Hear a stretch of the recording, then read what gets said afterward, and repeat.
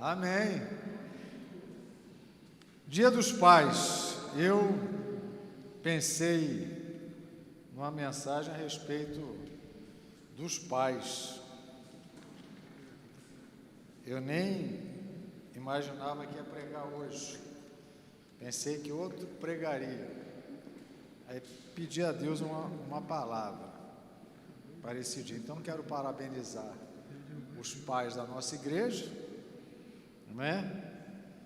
E o Dia dos Pais não é tão importante ou mais importante do que o Dia das Mães, não é verdade? Isso é uma realidade aqui no Brasil, eu creio que no mundo também, né? Porque a nossa imagem, a imagem do pai, está sendo muito manchada, né? Machucada. Porque é aquele que abandona a família, é aquele que deixa tudo para a mãe se virar quando ele é o primeiro a meter o pé, é aquele que tem que ter a mãe Maria da Penha, porque se não tiver, né, as penhas vão continuar apanhando. Então, é uma imagem muito manchada do pai, não é verdade? Verdade, viu? Meu neto falou. Então, o que acontece? É difícil você falar sobre o pai, é difícil. Mas por que isso? Isso é uma estratégia satânica e um mundo jaz no maligno, então tudo colabora, né? Para que isso continue a ter muita força, né? Na nossa sociedade. Eu até falo assim, não, mas é homem mesmo, homem é assim mesmo, né? Quando você conhece algum que, não, tem que ensinar meu filho desde novo, é isso mesmo, ele é homem. Eu falei, rapaz, então já está ensinando a criança no caminho que não deve andar, né? A gente ensina no caminho que deve andar, mas um monte ensina no caminho que não deve andar. Então é muito difícil. Agora, quando você encontra um pai que investe na família, investe nos filhos. A imagem do meu pai, do falecido pai, é que ele, toda manhã, eu acordava aí cedo, eu comecei a trabalhar muito novo, né, com 15 anos de idade, então eu acordava junto com meu pai às 6 horas da manhã, e toda manhã, quando eu descia a escada, né, era uma casa de 2 andares, né, a turma chama de balancinho, não sei por que balancinho, né, porque fica balançando, será? Aí, eu encontrava meu pai na sala com a Bíblia aberta, antes de trabalhar e orando. E também a imagem dele cantando, né? Na igreja que ele era compositor e cantor. Então ele tinha muitas músicas compostas. Então a primeira igreja batista de Ivajoba, ele sempre se apresentava, né? Fazia uma apresentação no culto, né? Carreira solo. Então tem essa imagem do meu pai, um compositor, um adorador e alguém que sustentou, supriu a família e trabalhou até muito tempo. Falei, não vai parar não? Coroinha ia a pé trabalhar, ia lá em Madureira, ia lá para não sei aonde, Cascadura. Falei, rapaz, o velhinho não é mole não. Então isso assim é uma imagem boa de pai. Mas quantos de nós, muitos de nós, não temos essa imagem de pai? Então nós temos muita dificuldade de quando fala que o nosso Deus é pai, a gente muitas vezes fica assim, receoso de falar, rapaz, é muito mais fácil se o Deus fosse a mãe, né? Olha, é uma deusa, então ela sabe o que é um amor, né? Porque fala que o amor de mãe é o mais, né, supremo da face da terra. Deus não nos revela isso na sua palavra. Mesmo que a mãe te abandonar, eu não vou te abandonar, eu vou cuidar de você. Aí você fala que Deus é pai, nós temos muita dificuldade de aceitar um Deus pai, porque muitos de nós tivemos decepções, não tivemos pai, às vezes não conhecemos o pai, e tudo isso traz dificuldades para quando você olha para um Deus paterno, entender esse amor paterno na dimensão de Deus. Abra sua Bíblia, por quê? Você vai entender algo interessante na Bíblia a respeito desse Deus que se revela na nova aliança como Pai. E a gente percebe que as religiões nunca apresentam um Deus paterno, né? A maioria não vai revelar um Deus paterno. A maioria vai revelar um Deus que existe uma distância muito grande entre nós, os humanos, e esse Deus. E que para nós alcançarmos esse Deus, temos que entrar numa jornada, numa via dolorosa, né? Para que a gente, ou nós, os humanos, alcancemos, né, o favor desse Deus. Mas aqui em João capítulo 14, abra sua Bíblia, a minha versão é NAA, né, ou a terceira aí, revista e atualizada, né? Uma versão mais popular, né? Amém? João capítulo 14, primeiro versículo, né?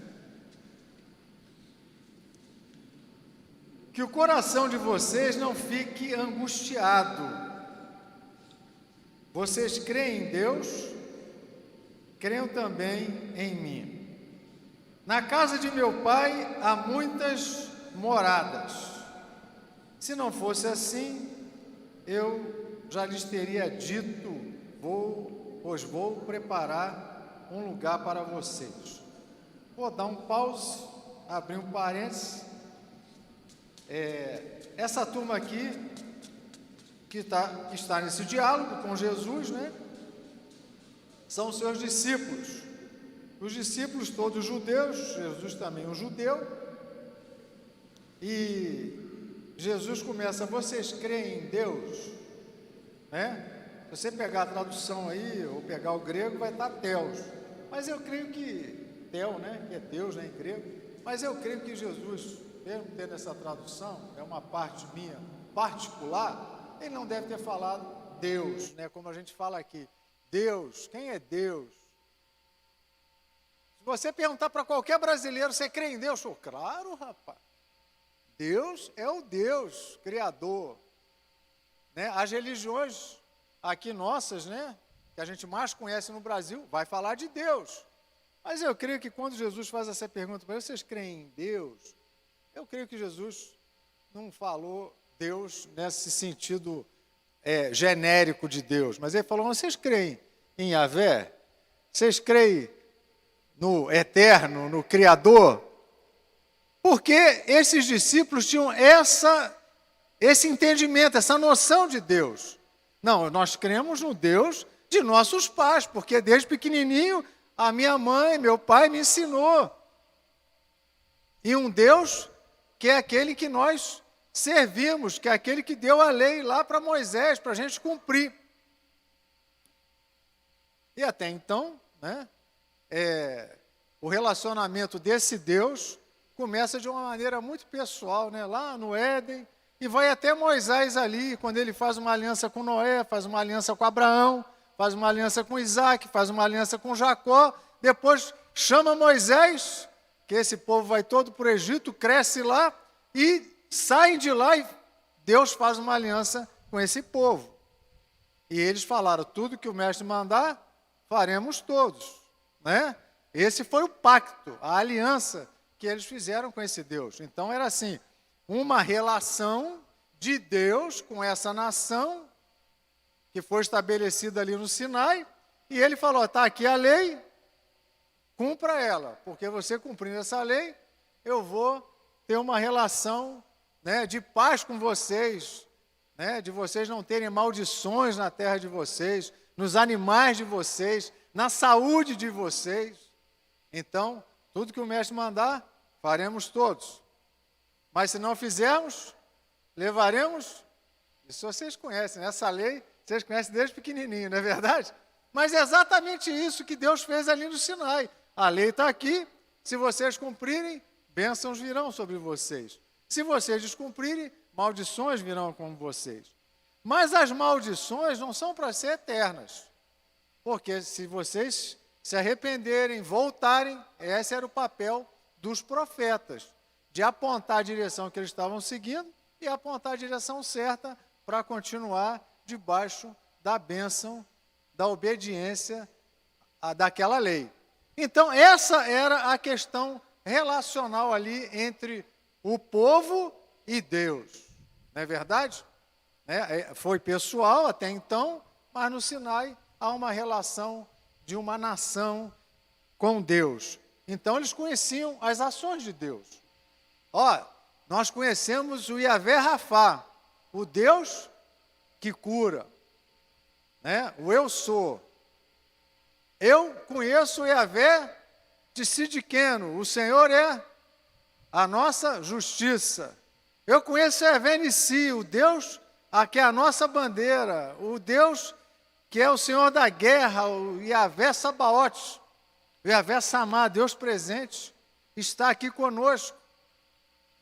Então, essas ações de Deus eles conheciam, porque eles precisavam de Deus no momento de cura, no momento de batalha e no momento de paz, Yahvé Shalom, Senhor, eu preciso da tua paz.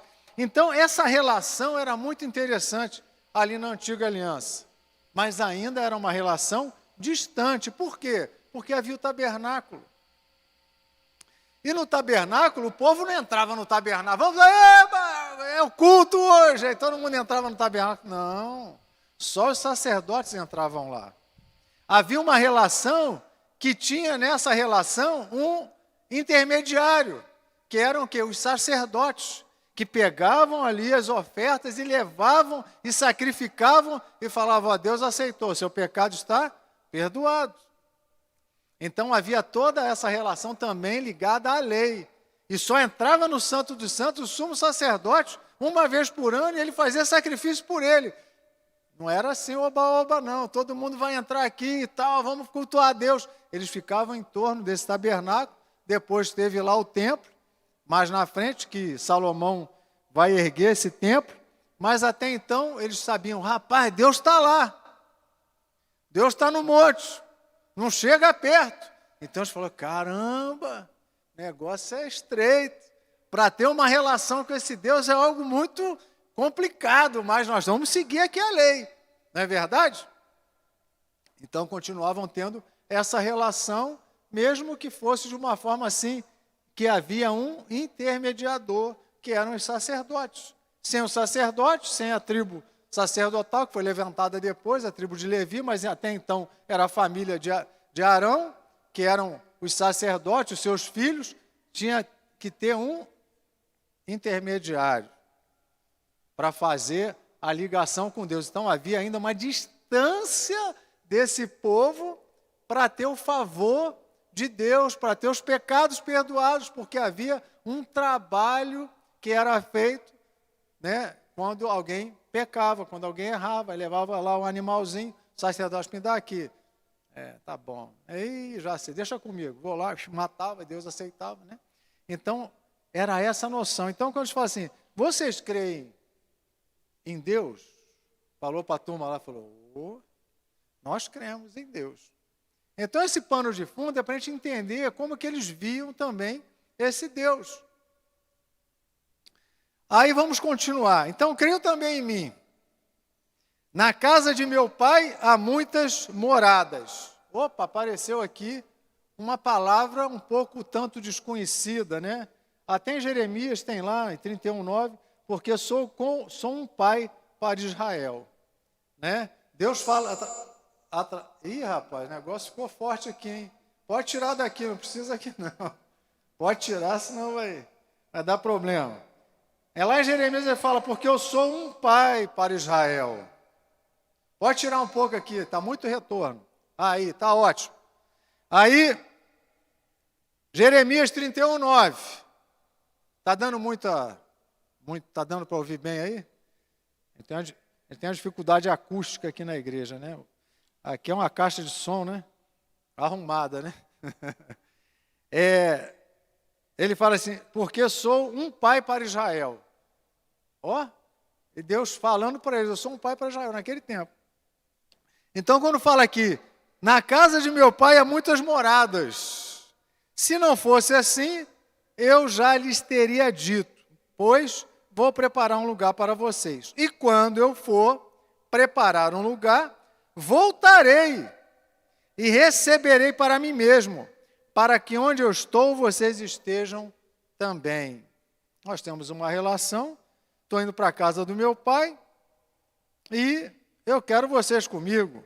Então vou lá fazer umas obras lá, construir umas casinhas, fazer uma rua e tal. Não é bem assim não. Né? Mas, porque para onde eu estou, vocês estejam também. E vocês conhecem o caminho para onde eu vou. Então Tomé disse a Jesus, né? Sempre tem um discípulo preocupado com uma coisa, são características temperamentais, e outros preocupados com outras coisas. Não é verdade? Na nossa vida aqui na Terra é a mesma coisa. Aí Tomé perguntou assim, dificuldade, né? Queria coisa mais materializada. Não sabemos para onde o Senhor vai. Como podemos saber o caminho? Aí Jesus respondeu, eu sou o caminho, a verdade e a vida. Ninguém vem ao Pai senão por mim. Tomé, você está pensando num caminho, num mapa do tesouro, em algo assim bem específico, com bússola, para você chegar a algum lugar. Mas eu sou o caminho. Eu estou trazendo a você uma revelação. Eu sou o caminho. É algo muito mais elevado do que esse caminho, né? Jesus respondeu, eu sou o caminho, a verdade e a vida, ninguém vem ao Pai senão por mim. Se vocês me conheceram, conhecerão também o meu Pai. E desde agora vocês o conhecem e têm visto. Aí dá um nó na cabeça da turma, né? Ué, como? Está falando que eu conheço, eu tenho visto ele? Aí Filipe disse a Jesus, aí o discípulo tem uma outra necessidade. Não de conhecer um caminho, mas de conhecer o Pai. Senhor, mostre-nos o Pai. E isso nos basta. Irmãos, mostra-nos o Pai. E isso nos basta. Eu creio que a maior dificuldade da humanidade é buscar caminhos para encontrar um Pai celestial, para encontrar um Deus que é um Pai, para encontrar um Deus que nos ama, para encontrar um Deus que nos salva. Não apenas um Deus banqueiro, né? O Deus que quer que você invista para receber alguma coisa aqui na terra. Claro que Deus dá, Deus derrama, nós vamos comer o melhor dessa terra, mas tudo que fazemos é para Ele, não é verdade? Mas Ele fala, mostra-nos o Pai, isso nos basta. E eu fiquei pensando, né? Eu tenho meus filhos, e eu não sei se alguém um dia falou assim, rapaz, eu queria conhecer, né? Chegar lá para o Arthur e falar, Arthur, cara, quero conhecer seu pai, cara. Você é um menino legal, eu quero conhecer o seu pai. Não é verdade? Chegar para um de nós e falar, rapaz, eu quero conhecer seu pai, porque tem um cara maneiro. Da mesma forma, situações que acontecem na nossa vida, né? Meu filho foi trabalhar numa empresa que vários ex-colegas meus da CSN estavam lá. Aí falava, rapaz, você é filho do pastor Agostinho. Não era pastor, né? Eu falo pastor aqui na igreja, mas você é filho do Agostinho? Cara, trabalhei com seu pai. Eu falei, nossa, o que eles vão falar de mim? Não é verdade? Eu falo assim, nenhum pai queria, de repente, que o filho trabalhasse onde ele trabalhou. Não é verdade? Olha que responsabilidade. Ah, rapaz, seu pai não valia nada. Seu pai era maior 71. Seu pai pegava dinheiro emprestado e não pagava. Seu pai fingia que ia trabalhar, estava dormindo lá na subestação de 13,8, arriscar tomar um choque lá e morrer. Seu pai, rapaz, eu vou te falar, trocentas advertências. Que testemunho, né? Agora, eu nunca vi alguém falar assim, rapaz, quem é seu filho lá? Né? Ou quem é seu pai? Mas alguém chega para você e fala assim, pô, mostra teu pai, cara. Porque Jesus, rapaz, tu é demais, cara. Tu é um cara 10 pra caramba. Quem é teu pai? Ó, já nos basta. Se você apresentar ele para mim, já nos basta. Será que nós, como os filhos de Deus, alguém chega para nós e fala assim, cara, mostra teu Deus aí. Mostra teu Pai Celestial. Ou então fala assim, rapaz, eu não quero nem conhecer teu Pai. Eu não quero nem conhecer teu... Se fosse aqui numa conversa religiosa, eu não quero nem conhecer a tua religião, rapaz. Não é verdade? Eu queria que alguém me conhecesse e falasse assim, rapaz, qual o Deus que tu serve? Quem é teu pai? Mas foi essa vontade de Filipe de falar assim, cara, se tu mostrar teu pai, já me basta.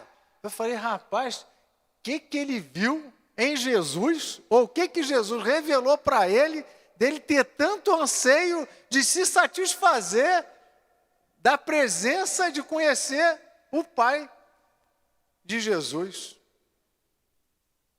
Quantos de nós queremos conhecer o Pai?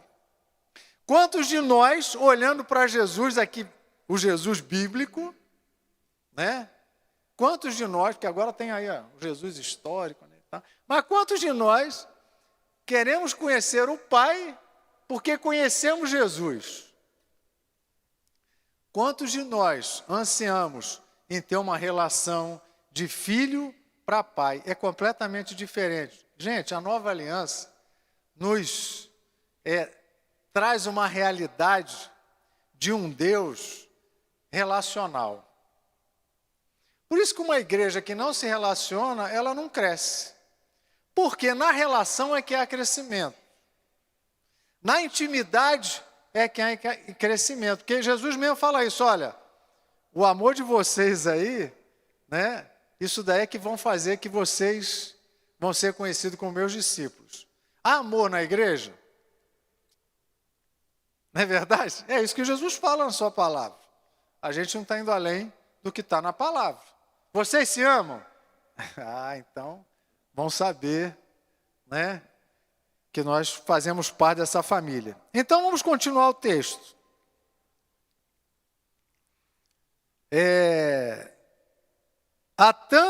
Jesus responde lá no versículo 9. Há tanto tempo estou com vocês, Filipe, e você ainda não me conhece? Aí Filipe, né? Não o nosso presbítero, né? Mas o outro Filipe, você não me conhece? Aí Filipe deve ter batido o pino, falou, gente, não estou entendendo nada. O que Jesus está falando? Quem vê a mim, vê o Pai. Como é que você diz, mostre-nos o Pai? Você não crê que eu estou no Pai? E que o Pai está em mim? As palavras que eu digo a vocês, não as digo por mim mesmo, mas o Pai, que permanece em mim, faz as suas obras. Creiam que eu estou no Pai e que o Pai está em mim. Creiam ao menos por causa das minhas obras, das mesmas obras, né? Em verdade lhes digo que aquele que crê em mim, fará também as obras que eu faço, e outras maiores fará, porque eu vou para junto do Pai, e tudo que vocês pedirem em meu nome, isso farei, a fim de que o Pai seja glorificado no Filho. Se me pedirem alguma coisa em meu nome, eu, agora vai, hein? Mas vocês me ouviram, né? Amém. Mas um Deus que mergulha na humanidade, Ele habitou entre nós, Ele tabernaculou conosco. A graça traz o Deus de dentro para fora, né? O Deus de dentro do templo, de dentro do tabernáculo, de dentro do Santo dos Santos, e traz para fora, para se relacionar no nível humano. E Ele faz isso nesse tempo, Ele fala, camarada, vocês estão me vendo? Eu sou o Deus. E essa experiência que eu estou tendo contigo, eu quero ter com todos os humanos que querem se relacionar comigo. Então a gente sai dessa questão que a gente é muito legalista, né? A gente acha que Deus só vai nos aceitar se nós tivermos uma vida religiosamente legalista. Não. Deus, Ele quer se relacionar contigo em todo lugar e em todo tempo. E a gente começa a entender essa questão da onipresença de Deus, né? Já na antiga aliança. Para onde eu vou fugir da tua face? Se vou aos montes, tu vai estar lá. Se eu vou até para o mais profundo do abismo, também vai estar lá. Na caverna ou nos montes, eu estou lá. Se for para dentro d'água, também vou estar lá. Então, ele já mostra o seguinte: aonde você estiver, eu estou. Então, como não se relacionar com Deus em todo lugar, em todo tempo? A vida religiosa é uma vida muito mais fácil de se viver. Por quê? Ó, eu vim aqui, ó. Quem me conhece lá em Pinheiral, raramente me vê assim. Ó, como é que é bacana, ó. Aí eu estou aqui pregando, ó. Igual o rapaz foi ali hoje. Não, se o pastor não estiver aí, pastor presidente, eu não posso dar uma palavra. Não. Eu falei, isso mesmo, você está certo. Aqui estão os presbíteros, nós somos responsáveis pelo rebanho, mas o pastor, que é nosso pastor, não está aqui. E eu sou pastor auxiliar, eu estou mais lá em Pinheiral do que aqui. Aí se você falar alguma besteira, como é que eu vou arrumar? Né? Então é muita responsabilidade ensinar aquilo que é certo, cuidar do rebanho, não é verdade? É uma questão de cuidado, de relacionamento, mas o cara vem aqui, vai embora, vai, mas cadê, gente?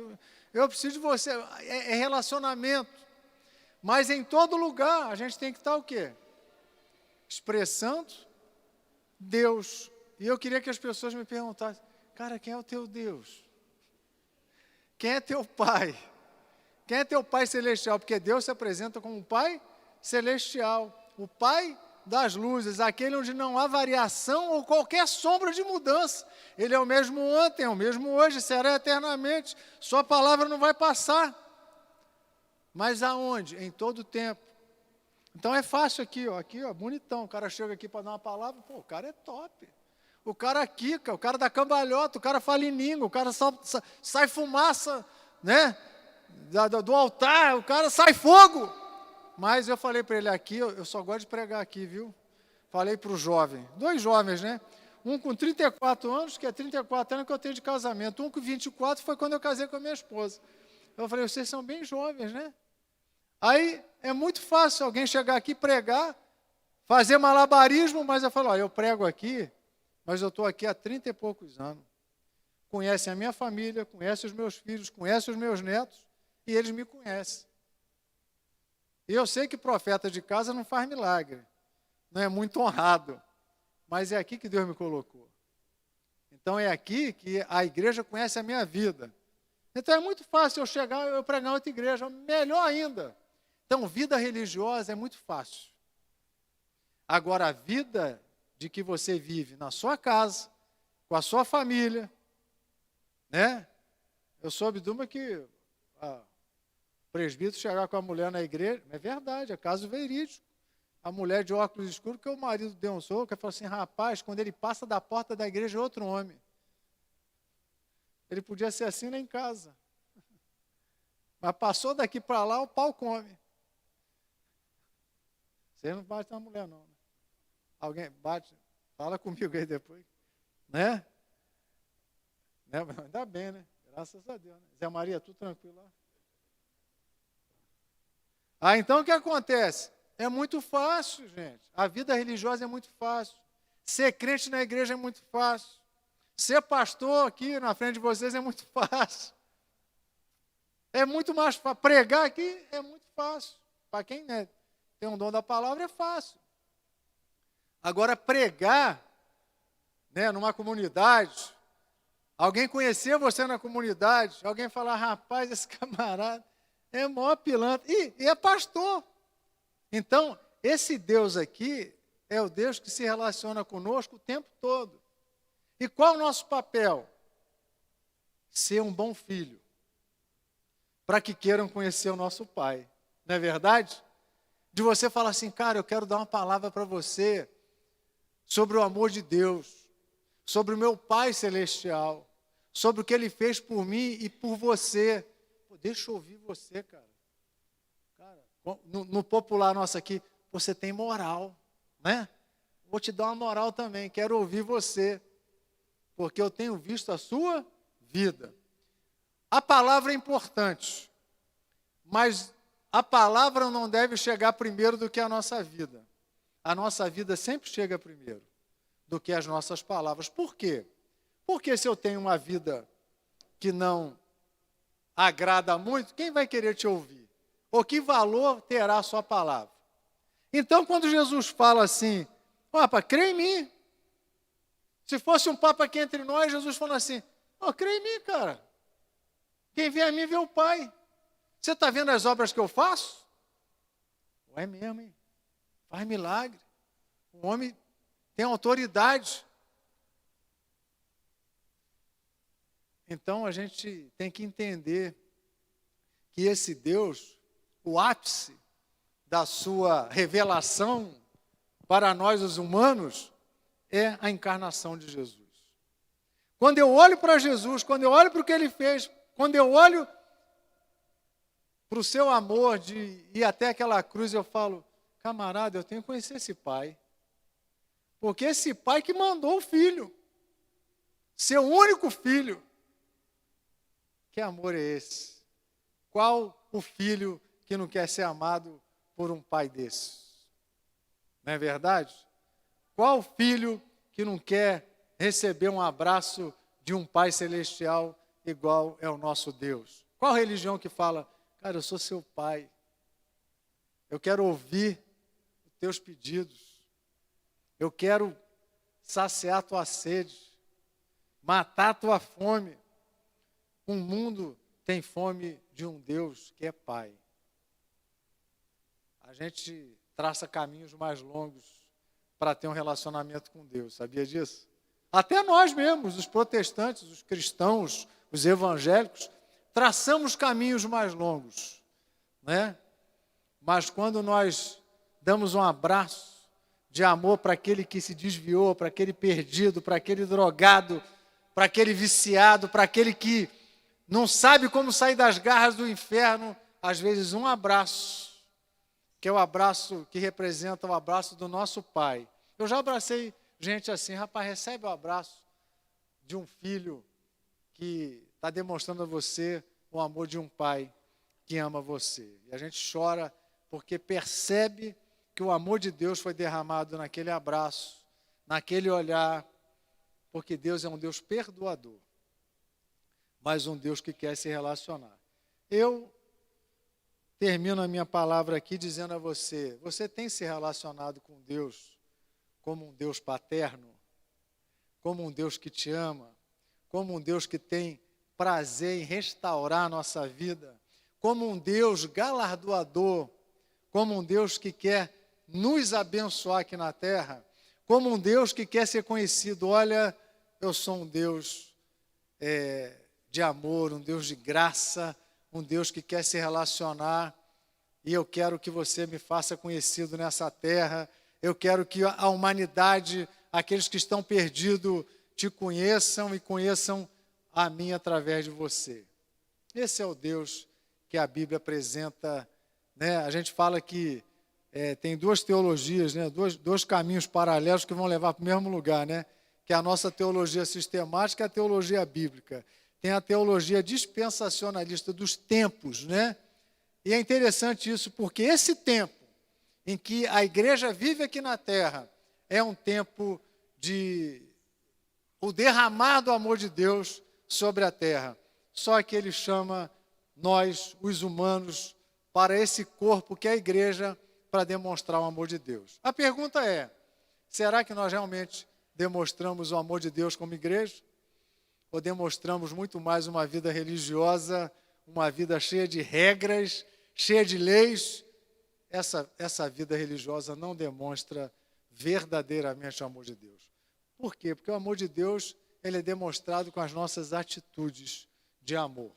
A humanidade, daqui a muito, muito pouco tempo, vai necessitar, né, de um abraço amoroso, de uma palavra de amor, de uma palavra de reconciliação, porque esse é o ministério da igreja, o ministério da reconciliação, e nos chamou para isso. Então, que primeiro nós desenvolvamos um relacionamento paterno com Deus, para que possamos ser uma fonte de água viva a jorrar. Que vidas tenham sede de buscar essa água que vai jorrar através da nossa vida. Essa é a igreja família de Deus, a igreja que tem um Pai celestial, o Pai das luzes, no qual quer brilhar na vida de muitos que estão nas trevas e na escuridão. Precisamos entender isso na nossa vida cristã. Se você ouviu essa palavra, e talvez nesse tempo que você tem de igreja, você falou, caramba, eu queria tanto ter uma relação assim com Deus, né? Esse tempo todo eu tenho buscado uma relação muito religiosa, mas eu não sabia que Deus é o Deus que está em todo lugar. Alguém fala assim, não, eu não oro no banheiro não. Às vezes é o melhor lugar que tem para orar, sabia? Aquela criançada lá na sala, todo mundo fazendo bagunça, você entra no quarto, a turma baixa no quarto. Ah, essa turma, você está no banheiro, deixa o pai estar lá no banheiro, vai desconcentrar ele não, né? Não sei qual zero que ele está fazendo, se é 01, 02, mas olha só, deixa ele quietinho lá. Aí você fala, ô pai, estou aqui quietinho, quero conversar contigo um pouquinho. É a hora que você está sozinho, né? A turma fala, não, uma vez eu ouvi assim, não, vamos lá para o monte. Poxa, esse monte é maneiro, esse monte tem tudo, tem banheiro, tem um lugarzinho lá, tem um lanche, tem a cantina. Eu falo, então isso é monte, gente. Monte é lugar de solidão, monte é lugar de estar sozinho, monte é de estar só você, monte é de você estar da porta, onde que é o melhor monte? Fecha a porta do quarto. Fecha a porta do quarto, fica sozinho. Deus quer um relacionamento. Sabe por quê? A cidade não era feita no monte, né, gente? A cidade era feita embaixo. Então lá era maior tumulto. Aí Jesus, cara, eu tenho que sair daqui, gente. Não dá, não.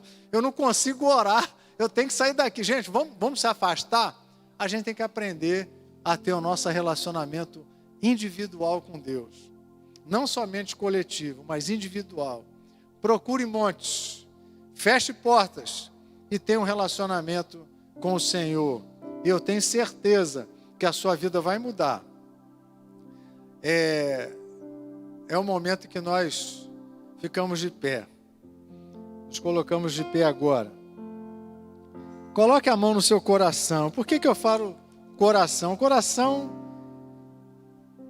é a fonte dos nossos, assim... né?